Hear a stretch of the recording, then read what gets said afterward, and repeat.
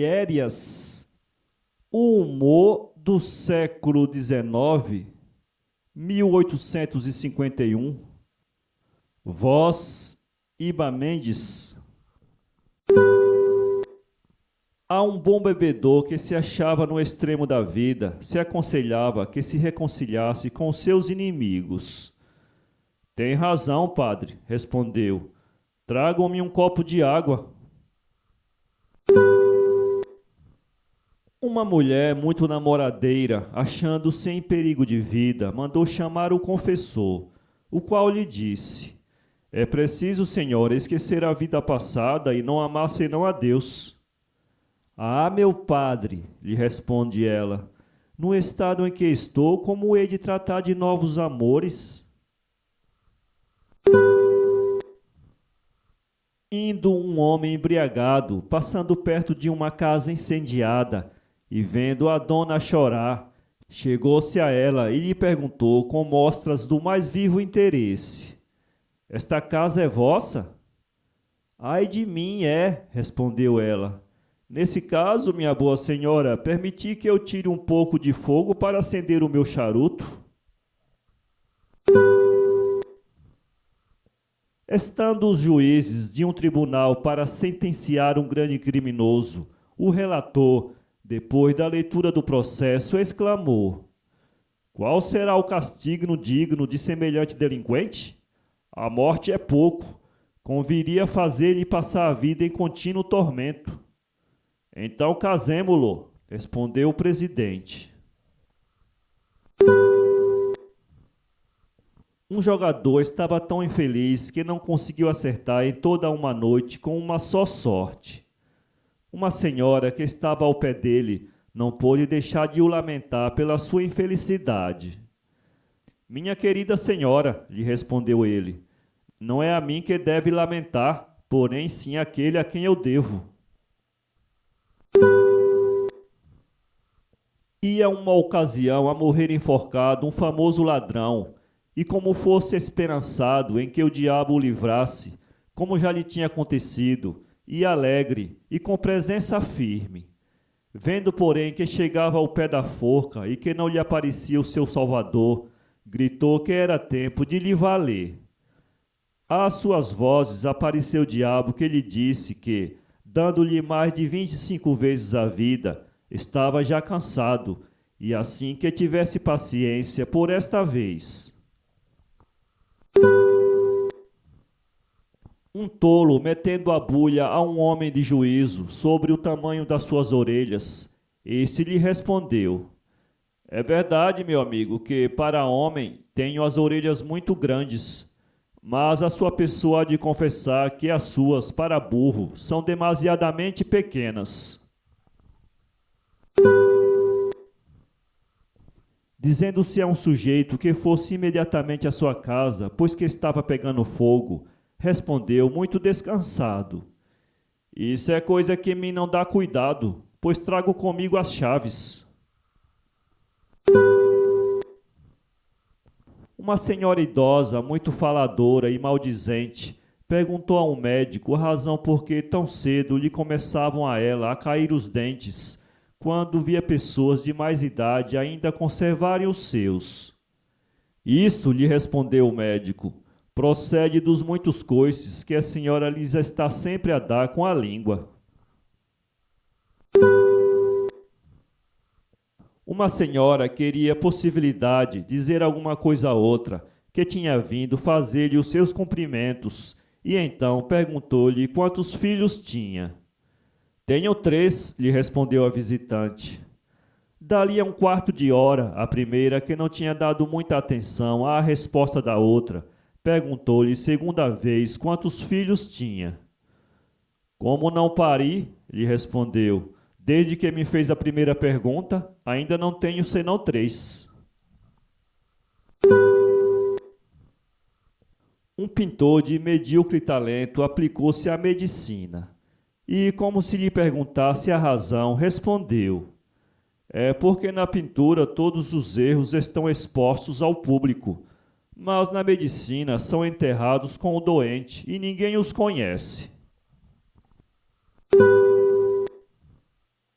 Um sujeito, tendo uma demanda a sentenciar, foi ter com o juiz e levou-lhe um barril de excelente vinho.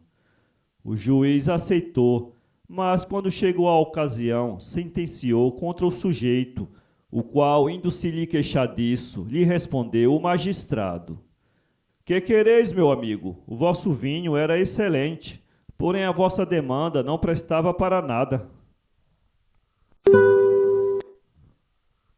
Um famoso ladrão, tendo sido condenado à forca, quando lhe liam a sentença a cada crime que o escrivão repetia, dizia ele sempre: Pior do que isso ainda eu fiz.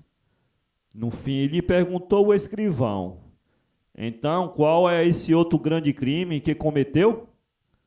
O de me deixar apanhar, respondeu ele. Aconselhar os médicos a um sujeito que se abstivesse de beber vinho, aliás, ficaria cego. É engano, doutores. O vinho é bom para a vista, pois em que se bebendo, dobram-se os objetos.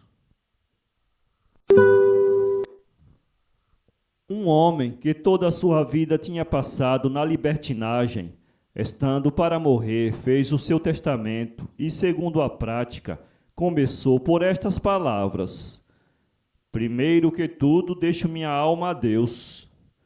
Duvido muito que ele lhe aceite, acudiu um dos sujeitos presentes.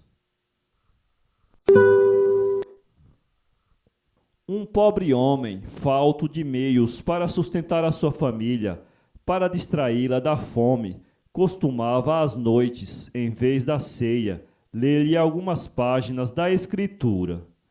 Uma vez que a leitura foi daquele salmo de Davi, que tem um verso que diz: Abre bem a boca que eu vou-la encherei, um filhinho que o escutava atentamente lhe diz, passado algum tempo: Ó, meu papá, o que está nesse livro é falso, porque há mais de 1 hora que estou com a boca aberta e ainda cá não senti nada. Certo sujeito, encontrando um enterro, perguntou a um homem do acompanhamento quem era o defunto. É o que vai no esquife, lhe respondeu. Um sujeito, indo procurar outro à sua casa, e olhando por acaso para uma das janelas, lhe avistou ainda a cabeça, ao mesmo tempo que um criado lhe dizia que seu amo havia saído para fora. Assim será, respondeu ele ao criado. Porém, diga-lhe que para outra vez, quando sair para fora, não deixe a cabeça em casa.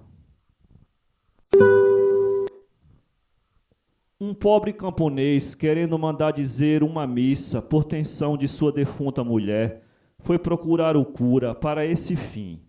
Mas, como o não encontrasse em casa, deu o recado à ama e lhe entregava ao mesmo tempo um tostão. Porém, ela o rejeitou, dizendo-lhe: Ora, leve lá o seu tostão e vá-se embora. Nós cá não dizemos missa por semelhante preço. Um rei da Pérsia enviou ao califa um médico de notável celebridade. Apenas um médico chegou e inquiriu com muito desvelo o modo como se vivia na corte. Obteve em resposta: Os costumes são de comer quando há fome, beber quando há sede, dormir quando há sono, não se cometendo excessos. Eu me retiro, lhe disse o médico, pois não tenho o que fazer aqui. Um sujeito, passando um rio em que havia uma barca, meteu-se nele, levando às costas um pesado fardo que conduzia. E perguntando-se-lhe a razão por que o não punha de parte, respondeu: Para não pagar por mim pela carga. Certa senhora de muita idade, encontrando-se com Fontenelle, que também era muito velho, e a quem não tinha visto havia muitos anos, lhe disse: É possível, senhor, que ainda sejamos ambos vivos? Cale-se, lhe respondeu ele, pondo o dedo na boca. É porque a morte se esqueceu de nós.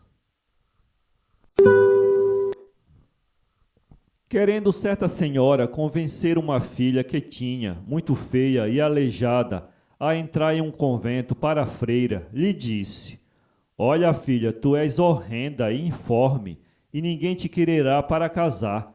Assim é melhor dares-te a Deus.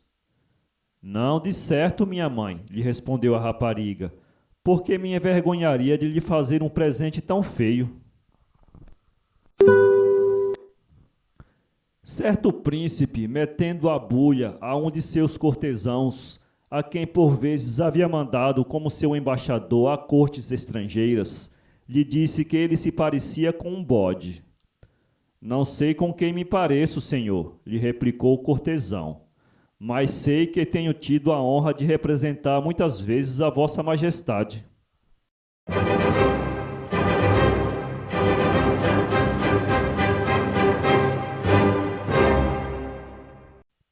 www.poeteiro.com